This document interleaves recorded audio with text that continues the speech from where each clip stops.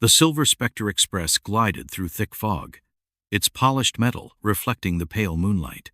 Inside, velvet seats, golden chandeliers, and dark mahogany walls gave the train an air of preserved luxury too pristine for something lost to time. Mystery, Inc. had been invited on the historic reopening of a long-lost train, one that had mysteriously vanished over a century ago. It was a private, exclusive journey across the country, but no one knew its final destination. Fred leaned near the passenger car entrance, arms crossed, watching the other guests board. Something felt off. The passengers moved silently, avoiding eye contact. A thin, tall conductor in a crisp navy uniform greeted each one with an unsettling fixed grin. Velma adjusted her glasses, flipping through a brochure detailing the train's history. The Silver Spectre Express, she read. Built in 1905, the peak of luxury rail travel. In 1912, it mysteriously vanished with all 112 passengers aboard.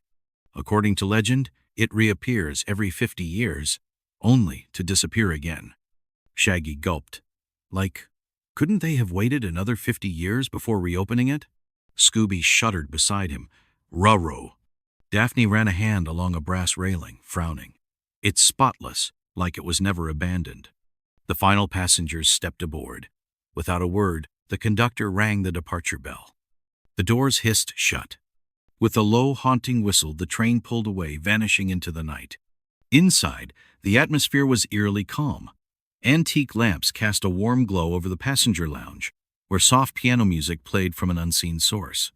Fred sat near the window, watching the landscape outside dissolve into the fog. Daphne rested her chin on her hand. Does it feel like we're moving too fast? Velma skimmed an old newspaper left on a table. The paper was yellowed but shockingly intact. She frowned. The date is the 16th of October, 1912, she murmured. Fred raised a brow. A replica? Some kind of historical experience? Shaggy and Scooby, meanwhile, had wandered into the dining car, eyes locked onto a buffet table lined with silver trays of food. Like, finally, a mystery we can actually enjoy. Shaggy grinned. Scooby wagged his tail. Agreed. They grabbed plates, loading them with steaming roast beef, warm bread, and golden potatoes. But as Shaggy reached for a gravy boat, he froze. The food wasn't warm. It wasn't even real. The roast beef felt like wax. The bread was hard as stone. The mashed potatoes were perfectly sculpted but dry as dust. Shaggy paled. Scoob? I don't think this buffet is all you can eat. I think it's all you can't eat. Scooby sniffed a bowl of fruit, then sneezed as a cloud of dust burst from the grapes. Velma appeared behind them, arms crossed. It's a display, like a museum exhibit. Shaggy shuddered. Then why does it smell fresh? Before she could answer, the lights flickered. The piano music stopped. A slow, creaking sound echoed from the hallway. Fred stood, scanning the room. Where is everyone? Daphne's eyes darted around. The once-filled dining car was now completely empty. The neatly set tables stood untouched, as if no one had ever been there. The passenger list near the doorway caught Velma's attention. Her breath hitched. All the names had vanished. Only 5 remained. Fred Jones, Daphne Blake, Velma Dinkley, Norval Shaggy Rogers, Scooby-Doo. A chill crawled up her spine. The train lights flickered again. Thena's voice crackled through the overhead speakers.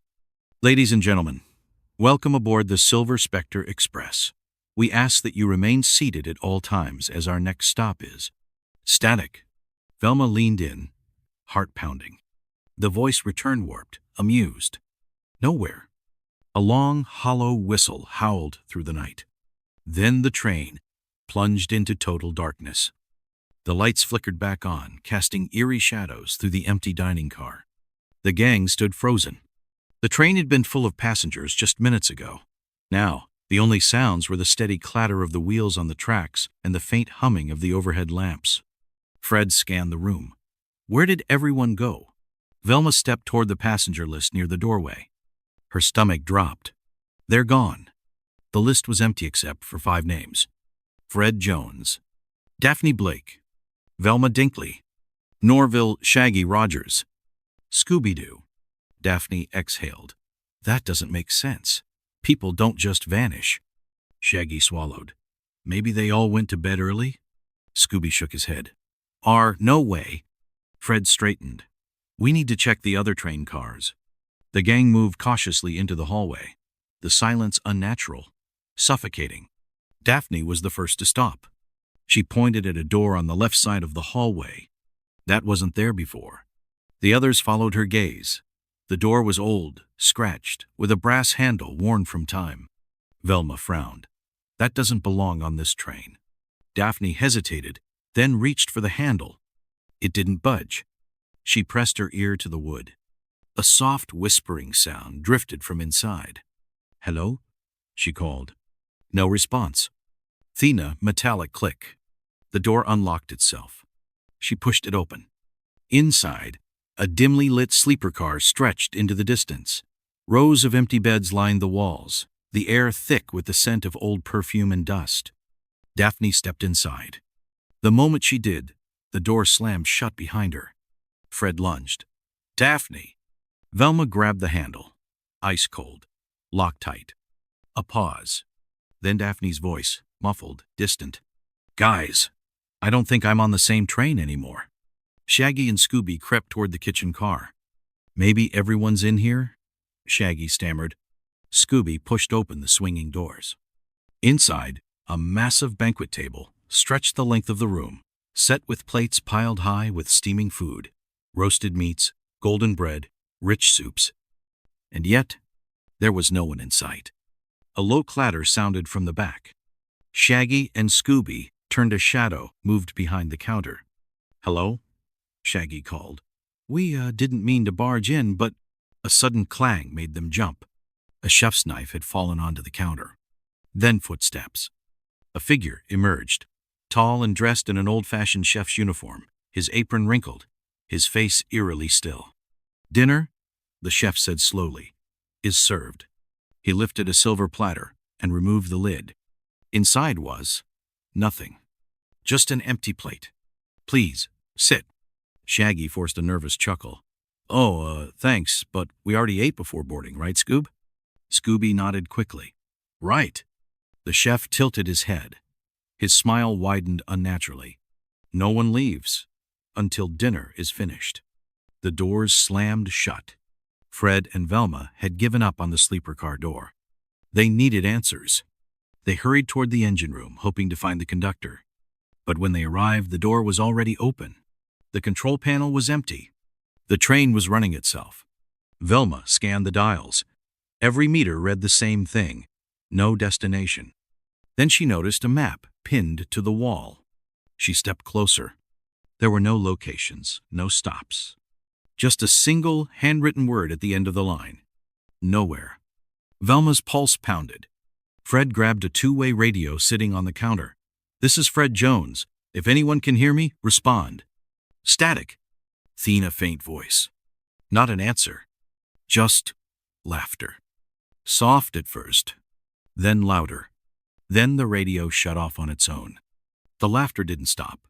It echoed through the train, distant, but closing in. Then footsteps. Slow, deliberate. A shadow moved at the far end of the hallway. Fred and Velma turned as the conductor emerged from the darkness. But something was wrong. His uniform was faded. His once pristine gloves were stained. His face, blurred, shifting like an image out of focus. His voice was unnatural.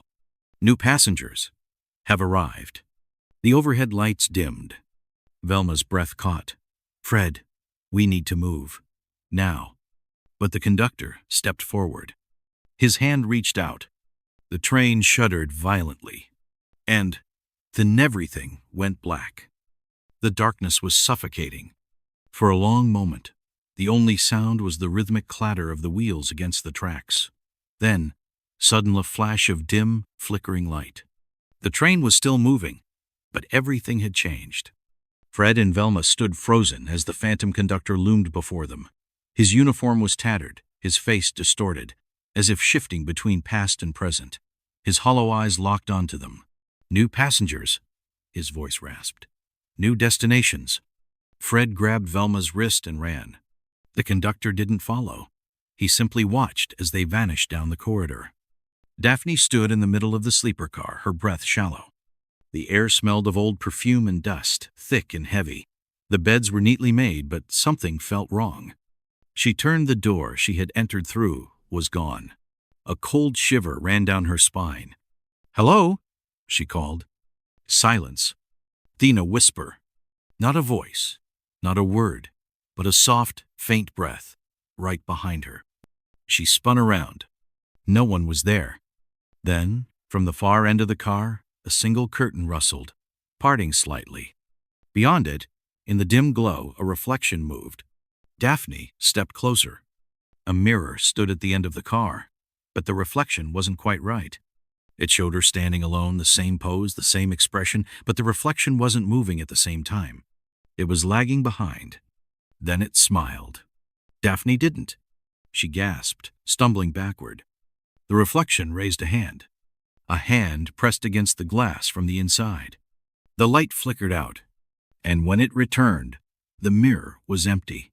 Daphne was gone. Shaggy and Scooby backed toward the kitchen doors, hearts pounding. The chef stood motionless, his cold smile frozen in place. "Dinner is served," he whispered. Shaggy reached for the door handle. "Locked." We're full." "Thanks," he stammered. Scooby nodded frantically. "Really full?" The chef tilted his head. Then the lights flickered, and everything reset. The doors swung open. The food was steaming again. The clatter of plates returned. Scooby's ears perked up. Everything had rewound. Shaggy blinked. "Wait, didn't we just—" Before he could finish, the chef stepped forward again. "Dinner is served." It was happening again. Shaggy grabbed Scooby's paw. "Run!" They bolted through the kitchen, ripping through a curtain, and tumbled right back into the same kitchen. The same food, steaming. The same knife on the counter. The same chef, smiling. "Dinner is served." Shaggy and Scooby screamed. They were stuck in a loop. Fred and Velma burst into the engine room. The controls were still empty. The train was driving itself. Velma scanned the dials. Every meter still read the same thing. No destination. Then she noticed the map. She leaned in closer. There were no station names, no locations. Just a single word at the end of the track. Nowhere. Fred grabbed a two-way radio. "This is Fred Jones. If anyone can hear me, respond." Static. Then a whisper. Laughter. Soft at first, then louder. The radio clicked off by itself. Fred set his jaw. "We need to stop this train." Velma turned to the engine controls. "There's no emergency brake." Fred scanned the room. Then he spotted something. A keyhole on the control panel. Velma's eyes widened. "The key! The one I found in the cargo car!" She reached into her pocket and froze. The key was gone. A slow clap echoed behind them. They turned. The phantom conductor stood in the doorway. "New passengers," he murmured. The train lurched violently. Velma lost her balance, tumbling toward the control panel. Fred grabbed her just as the lights cut out. The last thing they saw was the conductor stepping forward. Then everything went black. The lights flickered weakly. The train lurched forward, moving faster than before. Fred pulled Velma up. "Are you okay?" She nodded, adjusting her glasses. "We need that key." They turned, but the phantom conductor was gone. No footprints, no trace, just an eerie silence hanging in the air. And the train was still accelerating. Daphne blinked. She wasn't in the sleeper car anymore. The walls had changed. She stood in a grand parlor, a lounge straight from the early 1900s. A fire flickered in a stone hearth, casting long dancing shadows. Across the room, a woman in a lavender dress stood frozen. Daphne hesitated. "Hello?" The woman twitched. Slowly, her head turned too far, too unnaturally. Daphne gasped, stepping back. The woman's face was distorted, like a blurry projection. Then the train jolted. Everything vanished. Daphne stumbled backward, and suddenly, she was back in the sleeper car. Fred and Velma banged on the door. "Daphne, are you in there?" She ran forward. "I'm here." The door unlocked itself. She burst out, breathless. "I was somewhere else," she said. "Like a different time." Velma's expression hardened. "This isn't ghosts. Someone is messing with us." Fred nodded. "We need to find Shaggy and Scooby." Shaggy and Scooby ran through the kitchen doors and found themselves right back where they started. The food was steaming again. The chef stood exactly where he had before. "Dinner is served." Shaggy's stomach turned. "Scoob, we're stuck." Scooby whimpered. "Rut, how do we get out?" Shaggy's eyes darted around. "Thanan idea. Mess it up." Scooby lunged at the table, knocking over plates, spilling trays of food. Shaggy grabbed a bread loaf and threw it at the chef. The lights flickered.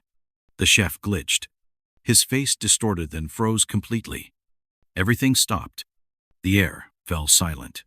And then the entire kitchen disappeared. Shaggy and Scooby staggered back, and suddenly, they were in the hallway. Fred, Velma, and Daphne stood there. "Guys," Shaggy gasped, "I think we just broke a ghost." Velma shook her head. "Not a ghost. A projection." Fred's jaw clenched. "Someone's controlling the train." Velma pulled out her notebook. "They're using illusions to hide something.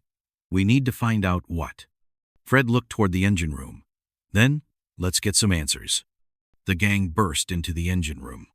The controls were still running by themselves. But now someone was there. A man in a long coat, hunched over the levers. Fred stepped forward. "Who are you?" The man turned slowly. Velma gasped. "That's Walter Grayson." Daphne frowned. "Who?" Velma pulled out a train brochure, flipping to an old photograph. A black and white image of Walter Grayson. Except the photo was from 1912. Fred narrowed his eyes. "That's impossible." Walter sighed. "I was never supposed to be here." Shaggy gulped. "Like, did you miss your stop for a whole century?" Walter smiled faintly. Then he told them the truth. The train wasn't haunted. It had been rigged with hidden passageways, illusions, and projections. Why?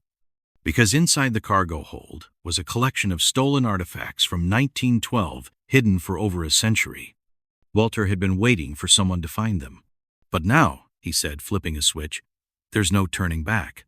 The train shuddered violently. Velma's eyes widened. "He's speeding it up." Fred lunged forward, but Walter vanished. Not through a door, not through a hatch. He simply faded, like he had never been there. The train barreled toward a dead-end tunnel. Fred grabbed the controls. "Everyone, hold on," Velma shouted. "We need that key." Shaggy reached into his pocket and pulled it out. The missing key. No one had put it there. No one knew how it got there. But there was no time to question it. Velma shoved it into the slot. The train lurched. Sparks erupted from the control panel. The wheels screamed against the tracks. The gang braced as the Silver Spectre Express hurtled forward. And then, everything went white. The train roared forward, rattling violently as sparks shot from the control panel. Fred gripped the controls, trying everything: switches, levers, even pulling on the wiring, but nothing responded. "The brakes are useless," he shouted. Velma scanned the dials. The speedometer was maxed out. "We're going too fast," she yelled. Daphne held onto the wall as the train lurched harder. "How do we stop it?" she asked, voice tight with fear. Velma pointed at the emergency brake system, but the lever was missing. Shaggy clutched Scooby. "Like, I knew this ride was too good to be true."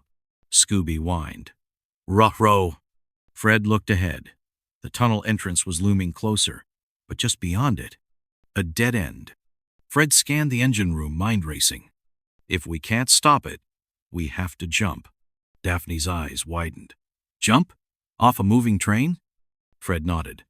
"It's our only chance." Shaggy gulped. "Like, there's gotta be another way." Velma rushed to the window. The landscape outside whipped past in a blur, the tracks stretching endlessly into the dark. Then she saw it. "A bridge," she pointed. A single, narrow stone bridge crossed a deep ravine just ahead. Fred's eyes locked on it. "That's our only shot. We have to time it right." Shaggy paled.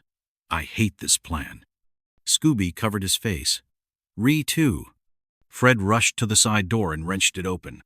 Wind howled through the engine room, whipping through their clothes. Velma grabbed the train key and jammed it into the control panel one last time. Nothing. She looked back at Fred. We have to go now. Fred turned to the gang. 3. The bridge was coming up fast. 2. The tunnel entrance was seconds away. 1 jump. One by one, they launched themselves off the train. Fred jumped first, tucking into a roll as he hit the stone bridge. Velma followed, landing hard on her knees but keeping the train key clutched tightly. Daphne stumbled on impact but quickly pulled herself up. Shaggy screamed all the way down. Scooby landed directly on top of him. The gang barely had time to catch their breath before the Silver Spectre Express barreled into the tunnel. For a brief second, they expected an explosion. A crash. Something. But instead, the train just vanished. Gone. No wreckage. No sound. Just emptiness. Then, a distant whistle echoed through the valley. One last time. Then silence. The gang stood on the bridge, catching their breath. Daphne wiped dirt from her jacket. We made it. Fred exhaled. Barely. Shaggy groaned, still flat on his back. Like, I don't even care if we find another mystery. I just want a sandwich. Scooby nodded. Ree too. Velma stepped toward the tunnel entrance. It was pitch black. No train. No tracks disturbed. Nothing. She turned to Fred. It's gone. Fred nodded. For real this time? Velma wasn't sure. Daphne crossed her arms. What about Walter? He just disappeared too? Velma looked down. The train key was still in her hand. She turned it over, her breath catching. There was a date engraved on it. The 16th of October, 1912. And below it, property of Walter Grayson. A shiver ran through her. He was never really here. Fred glanced at her. What do you mean? Velma stared at the tunnel. I don't think he ever left the train. The wind picked up, howling through the valley. Then, from somewhere distant, another train whistle. Soft, faint, almost like it was still out there, waiting. The wind howled through the valley, carrying a strange, hollow silence in its wake. The gang stood at the edge of the bridge, staring into the dark, empty tunnel where the Silver Spectre Express had disappeared. There was no wreckage, no sign of the train, nothing. Fred wiped sweat from his brow, still catching his breath. It's gone. Daphne crossed her arms, scanning the valley, just like in the stories. Velma held up the train key, turning it over in her palm. The engraved date, the 16th of October, 1912, gleamed faintly in the moonlight. She studied it, deep in thought. The train. Walter Grayson, she murmured. Fred turned to her. What are you thinking? Velma hesitated before speaking. I don't think Walter ever left the train. Shaggy groaned as he pulled himself up, rubbing his sore arms. So, what does that mean? Scooby shook off the dust, his tail tucked between his legs. Rhea, was he a ghost or not? Velma adjusted her glasses, eyes locked on the tunnel's empty entrance. I don't think Walter was a ghost, but I don't think he was completely real either. Daphne frowned.